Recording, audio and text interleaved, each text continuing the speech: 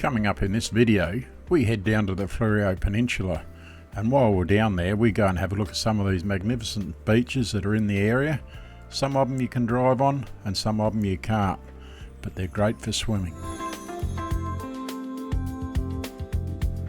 We spent 7 nights on the peninsula, and while there we base ourselves for the entire period at the Port Longa Caravan Park. We'll show you the caravan park and some of these magnificent sunsets that we capture whilst there.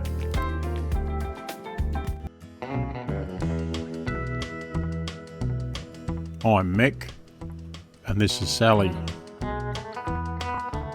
Together we've been caravanning Australia since the 1980s, and more recently we started to put the videos together just to show you some of what we see out there. There's a lot to see in Australia and we hope you enjoy what we have here to show you. You can follow us on our trips via the following social media platforms. If you like the following video, please subscribe to our YouTube channel. Good morning everyone, and we're currently at the Fleurieu Peninsula and we're based ourselves at the Port Longa Caravan Park. We're here for 7 nights. We got here yesterday and it looks like we're in for a bit of a mixed bag on the weather front, but we'll just see what it comes up with.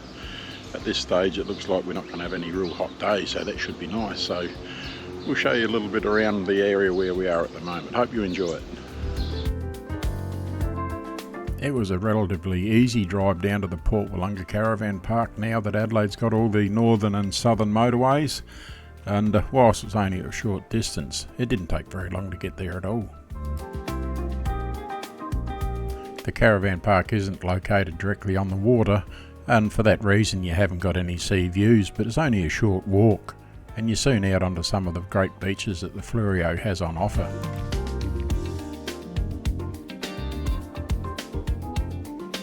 As you walk along the coast in this part of the peninsula, the coastline does change. One minute you'll be up on a cliff and the next you'll be down on a very flat area that offers great sandy beaches and very safe swimming for young kids.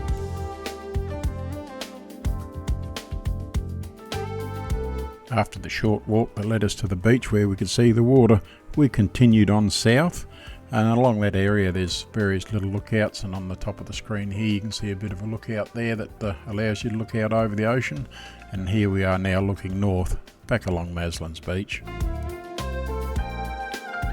For those viewers that are aware of Maslin's Beach, it is an option to go there as a nudist if you wish, so some part of the beach is a nudist beach. You need to be aware of that before you venture down to it. Coming up in front on the right of the footpath there you can see another lookout, and that's just one of the many lookouts along the coastline. The cliff tops here on this part of the coast are very unstable, and there are signs there warning you to be very careful not to go to the edge of the cliff. As we continue to walk south around Blanche Point, we've got Longa in the distance there, and yet another beach that we can see.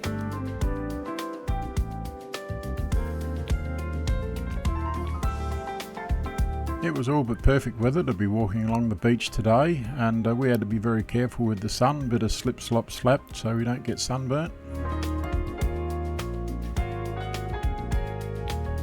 It was the following day that we thought we'd go down and have a better look at the beach here, and they've got this handrailed footpath type thing to go down onto the beach from up where we were at the cliff top, and it's quite a steady walk down there until you get to the latter part of it, and then it's quite steep but very stable, but it's quite a walk to get back up.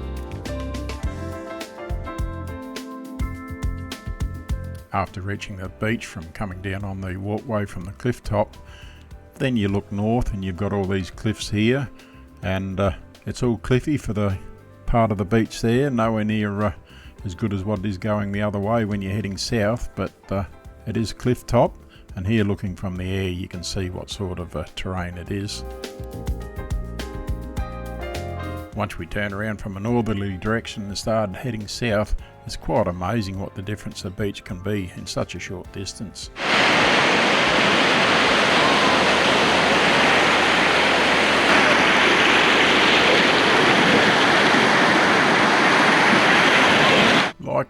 and I'd almost say like all the beaches down on the Fleurieu Peninsula, just a great beach to go swimming in. Unfortunately it was an overcast day when we got down there on the second walk, but still very nice down there.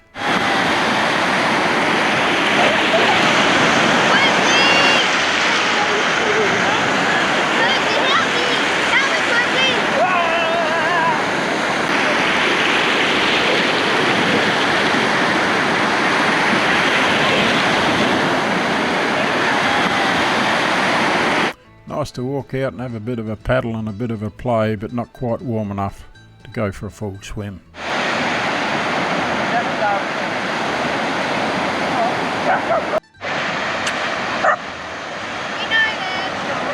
Frankie and Lily were certainly excited to have a bit of a run on the beach.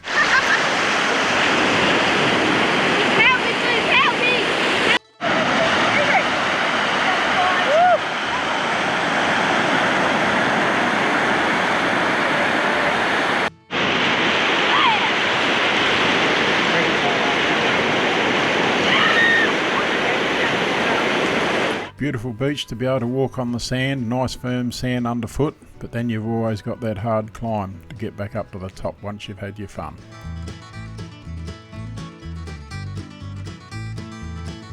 A number of months ago, whilst visiting the Fleurieu Peninsula, we were in this area and we came here, and that's a brewery. It's called the Smiling Samid Brewery, and knowing that we were coming back for this period that we're now here, we thought we'd come back and have pizzas for lunch and have a beer paddle, and although it was overcast and trying to rain on and off, we enjoyed our time here, and we ate outside, of course bringing the little dogs with us. We couldn't eat inside, but yeah, wonderful time here.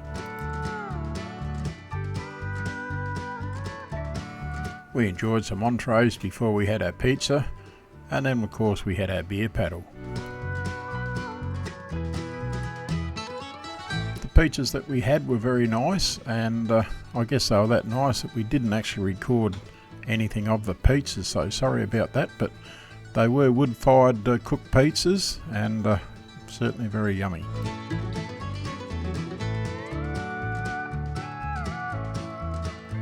The Smiling Samid Brewery is right alongside the Wonga Reservoir Reserve, so while there we thought we'd go for a bit of a walk out into the reserve before we started to head back towards the caravan park.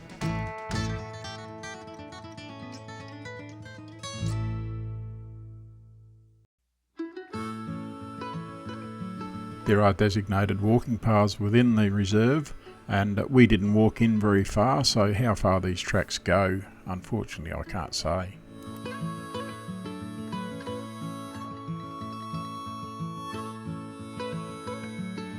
There were quite a few kangaroos within proximity of where we were, and we had heard that normally there is a lot more than what there was on the day that we were there, but certainly a kangaroo's life, just lounging around, plenty of green grass, and of course water from the Wonga Reserve to drink as well.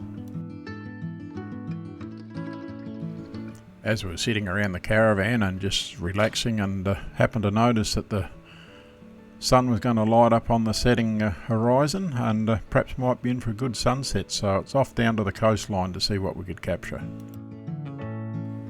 It was certainly a very pretty golden hour at Maslin's Beach tonight with the sun on the cliffs, and then we had this beautiful sunset.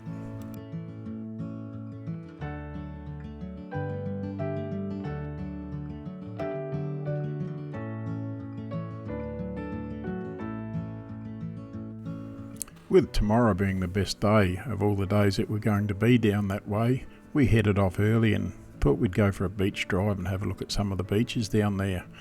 Once we'd got down to Caringa, we went in and had a look there, and from there we went down to Normanville.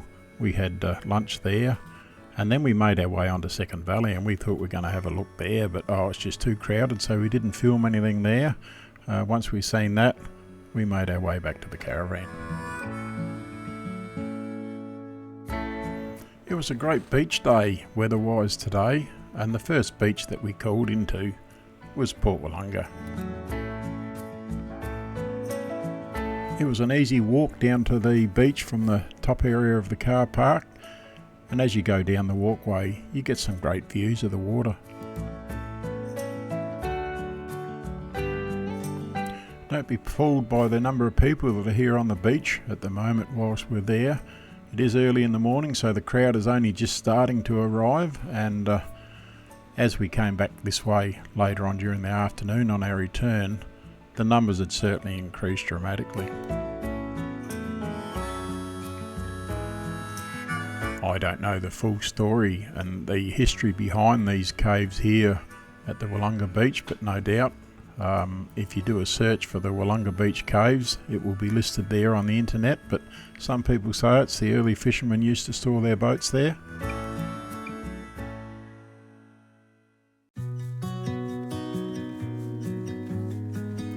The beaches in this part of the world certainly have beautiful, clear, clean water, and great for swimming, and even a photographer's paradise. As I mentioned a moment ago, the numbers on the beach weren't very high because of the early part of the day, and here, a little bit further south from where we were at the Wanga Beach, it's showing all the cars and the people there. And now, this is later in the afternoon, and the numbers on the beach had certainly increased dramatically.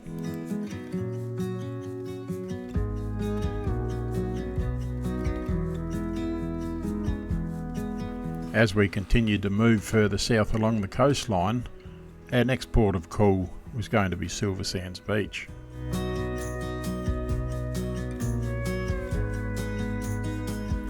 To be able to drive along the coast on such a beautiful day like today, the views were absolutely spectacular.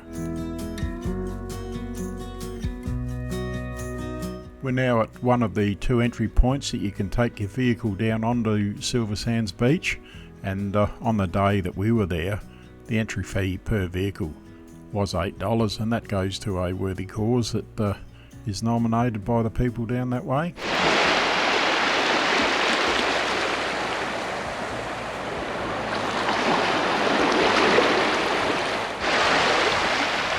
Once again, the dogs wanted to get down and play in the water and run around, but unfortunately when you're travelling in a car, the last thing you want is a wet dog to take home in the vehicle.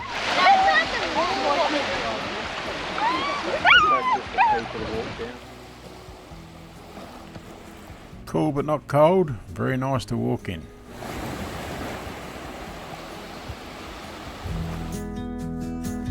From Silver Sands, it was down to Caringa, where we're going to have a look at the beach down there.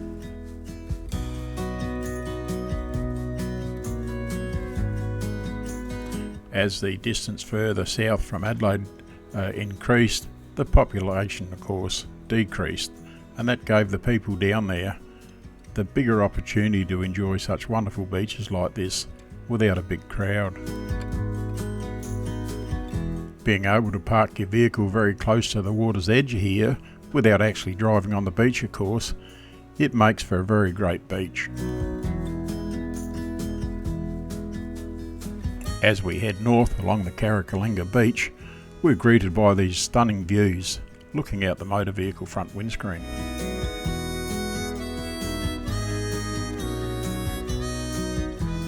When you drive along a roadway like this, with the green on the ground, and then when you look out towards the ocean you've got the blue water, it gives a sense of relaxation.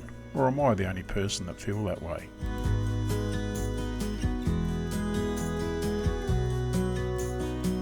The northern section of the beach here is all rocky, and as you take this walkway here down to the beach itself, it then opens up to a nice sandy beach as you then start to head down in the southerly direction.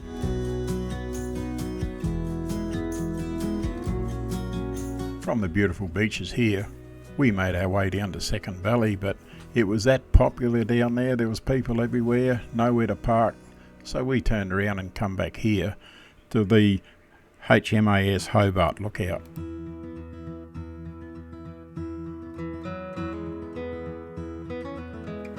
This lookout is 5 minutes south from the town of Normanville, and the lookout overlooks the Yankalilla Bay, where in 2002 the Hobart was scuttled.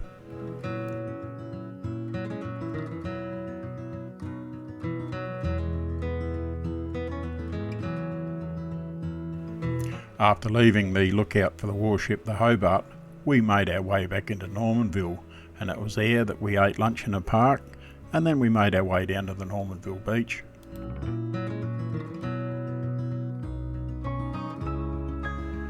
The forefront area here with the car parking and so on's gone through a big upgrade in the last 12 months, and very popular place and very difficult to find a car park, unfortunately. We were lucky that we drove in and went around once and had a bit of a look and saw someone coming out, so of course we continued to go around again and pulled in there, but yeah, not too many car parks.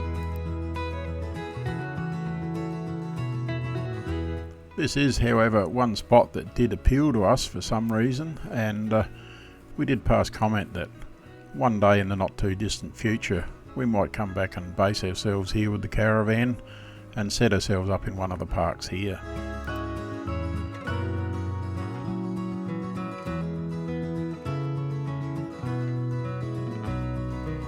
Green lawns, white sands, blue water and a jetty. There's not much else you could ask for in a beachside holiday location.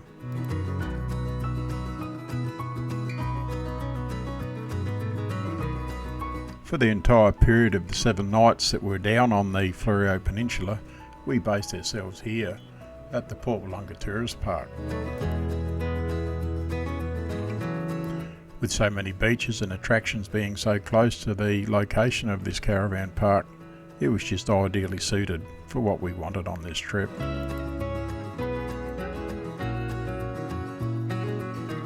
Most of the pad sites within the caravan park are huge. It'd be fair to say that there's enough room to put your caravan and roll your awning out, and then still have room for 2 or 3 vehicles to fit on your site. Just a quick note there with regard to 2 or 3 vehicles being able to fit on your site. I'm not sure whether that's park policy or not, so if you wanted to put more than one on your site, it's something that you would have to check up with the park first.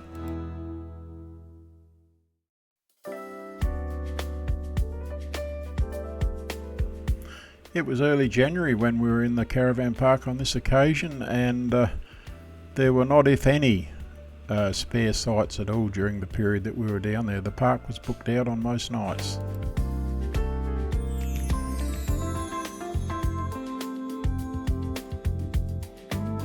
There are no lawn sites within the park, and plenty of trees for shade though. It's got very good shade, and they use the trees to define the boundary of your site.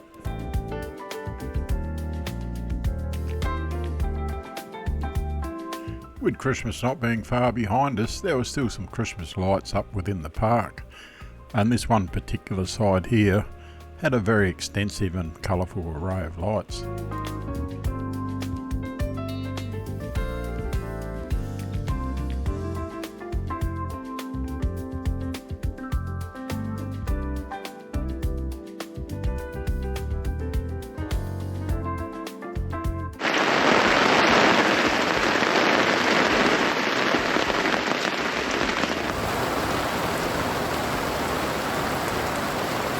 We had 2 days of rain whilst we were there, and of course that put us inside at times, or you could sit out under the awning because we were lucky there was no wind pushing the rain under the awning. But once the rain disappeared on each occasion or each day, it was time to go back outside and enjoy what we liked doing.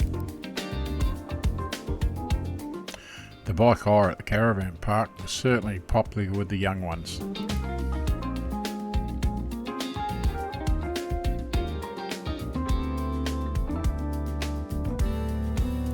It was our second to last day now, and with the rain behind us, we thought we'd go back down at the top of Maslin's Beach and just see what the golden hour was going to bring us. Not to be disappointed, our second colourful sunset was about to occur.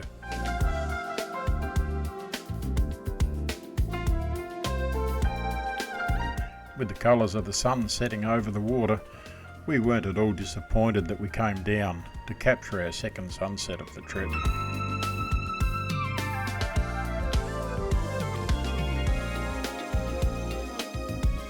As we were walking back to the caravan park, it almost seemed as though the colours of the sunset were following us along the coast and heading south as we were heading south back to the caravan park.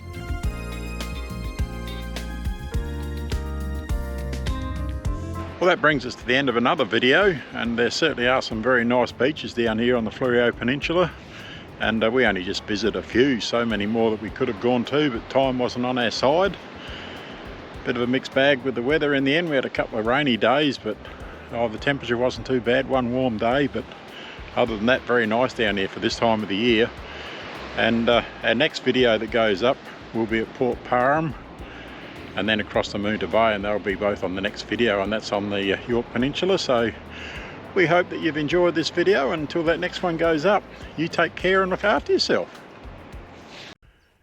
If you like the video that you just watched, give us a thumbs up, and if you want to see more of our videos, click on the subscribe button, and once you've done that, change the bell notification to all. That way every time that we do uploads to our YouTube channel, you'll be notified.